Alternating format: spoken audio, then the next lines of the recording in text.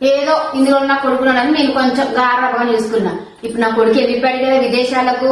ఈ కాడ నుంచి నేనే చెప్తే అది చేయాలి. అసలైన అత్తగారు నీకు చూపిస్తా ఈ రోజు నుంచి.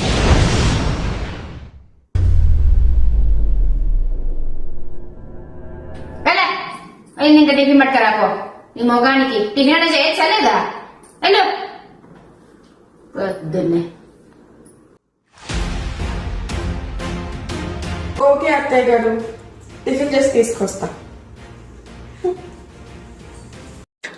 అత్తలేని కోడలు తమ్మురాలు, ఓయమ్మో కోడలు లేనత్త గుణవంతురాలు.